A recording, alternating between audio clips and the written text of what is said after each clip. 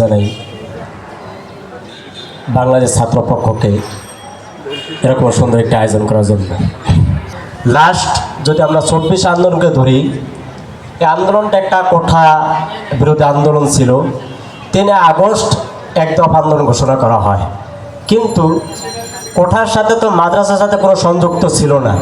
না থাকা সত্ত্বেও প্রত্যেকটা মাদ্রাসার ছাত্র স্টুডেন্ট তারা আন্দোলন করেছে। কেন? যে আমার ভাইরা কোঠা বঞ্চিত, আমার ভাইদের পাশে আমরা দাঁড়াই। দুঃখের বিষয় হলো আজকে কোনো ইউনিভার্সিটি, আজকে কোনো বিশ্ববিদ্যালয়, কোনো ভাই মাদ্রাসা কোনো শিক্ষার্থীর পাশে দাঁড়াইতেছে না। সবচেয়ে মূল সমস্যা হলো আমার বাংলাদেশে যে বেশি চাপবে সে বেশি পাবে। মাদ্রাসা স্টুডেন্টদের একটা স্বভাব হলো তারা কোনো চাটাচাটি করে না, এই জন্য তারা পায় না। আপনারা দেখেছেন 2026 নির্বাচনের আগেও যারা গণভোটের পক্ষে ছিল, কিন্তু তারা আজকে মন্ত্রিত্ব পেয়ে চাটাচাটির ফলে তারা গণভোটকে ভুলে গেছে। কিন্তু আমার মাদ্রাসা স্টুডেন্ট তারা শুরু থেকে গণভোটের পক্ষে ছিল, এখনও আছে, সেই জন্য আজকে তারা বঞ্চিত। তারা আরও বঞ্চিত কেন? তারা চায় না যে আমেরিকার পিটিশনে বাংলাদেশ চলুক, এই জন্য তারা বঞ্চিত। তারা বঞ্চিত কেন? তারা চায় না যে ভারতের পিটিশনে বাংলাদেশ চলুক, এই জন্য তারা বঞ্চিত। আপনারা লক্ষ্য করলে দেখবেন যে 2024 যে আন্দোলন, মাদ্রাসা ছাত্রদের যে ভূমিকা ছিল, কিন্তু ভূমিকা অনুযায়ী তারা কি পেয়েছে? তাদের কি মূল্যায়ন পেয়েছে? যারা শহীদ হয়েছে তাদের মূল্যায়ন পেয়েছে? যারা আহত হয়েছে তারা চিকিৎসা পেয়েছে? এখনো পায় না। কিন্তু যারাই এই দায়িত্বে আছে, সরকারের দায়িত্বে আছে, যারা বৈষম্যের দায়িত্বে আছে, তারা কি মাদ্রাসা ছাত্রদের যে অধিকার সেটা পাওনা পৌঁছে দিতে পারছে? পারে নাই। কেন? তারা মাদ্রাসা স্টুডেন্ট, এই জন্য।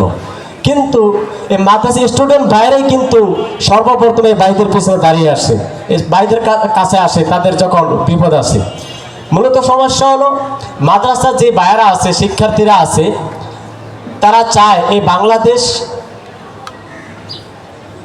স্বাধীন যে জন্য হয়েছে 1971 সালে, সেভাবে বাংলাদেশ চলুক। কিন্তু অন্য যারা আছে, হতে পারে তারা দেশপ্রেমিক দেখাইতে পারে, কিন্তু বাস্তবে তারা আমেরিকান এবং ভারতের প্রেমিক, যেটা আপনারা 26 নির্বাচনের পরে দেখতে পাচ্ছেন। সালাউদ্দিন সাহেবের কথা যেটা ফুটে আসে, আমাদের প্রধানমন্ত্রী সাহেব তিনি ছিলেন নির্বাচন আগে গণভোটের পক্ষে, এখন সে গণভোটের বিপক্ষে চলে গেছেন। আবার আমাদের মির্জা ফখরুল সাহেব বলেন যে নির্বাচন দ্রুত হওয়ার জন্য আমরা গণভোটের পক্ষে ছিলাম। আপনারা কি দেখেছেন মাদ্রাসায় কোনো শিক্ষক, ইসলামিক দল যারা করে, মাদ্রাসা কোনো স্টুডেন্ট তারা তাদের পথ থেকে সরে গেছে? সরে নেয়, তারা সরবেও না। এই দেশকে রক্ষা করার জন্য তারা যতদিন রক্ত দেওয়া লাগে আরও রক্ত দেবে, কিন্তু কোনো বেঈমানের সাথে তারা কখনো থাকবে না। তারা চাবে না যে আমেরিকান ফোটাকে বাংলাদেশ চলুক, তারা চাবে না ভারতের পিকচারে বাংলাদেশ চলুক। যারা দেশপ্রেমিক দেখায়, যারা বাংলাদেশে নিজেদেরকে বড় চিন্তাশীল মনে করে, যারা মনে করে যে আমরাই বাংলাদেশ, কিন্তু দিন শেষে দেখা যায় তারাই আমেরিকান বলেন, ভারতের বলেন, তারাই সবচেয়ে বড় দেশ বিরোধী। সুতরাং আমরা মাদ্রাসা স্টুডেন্ট এবং মাদ্রাসার পক্ষ থেকে এটাই বলতে চাই যে বৈষম্য দূর করার জন্য 26-এর বাংলাদেশ, আমরা কোনো বৈষম্য চাই না। ভাই বলেছেন, প্রিন্স ভাই বলেছেন যে বৈষম্য শব্দটার নাম শুনলে মনে হয় এটা বৈষম্যকরণ মনে হয়, বৈষম্যহীন না। বাস্তব কথা এটাই, বাংলাদেশে যারা বৈষম্যের কথা বলে বেশি, তারা বৈষম্য করে বেশি।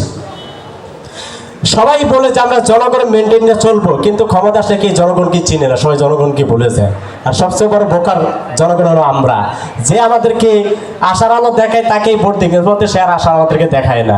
সুতরাং আসুন সমস্ত আশার আলো বাদ দিয়ে আমরা আবারও চাই যে জুলাই যে গণ অভ্যুত্থান হয়েছে, জুলাইকে যেটা দারুণ করে জুলাই হয়েছে, সেই জুলাই আবার ফিরে আসুক, গণভোটের রায় বাস্তবায়ন করা হোক।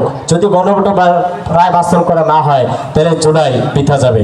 ইনকিলাব জিন্দাবাদ। আসসালামু আলাইকুম।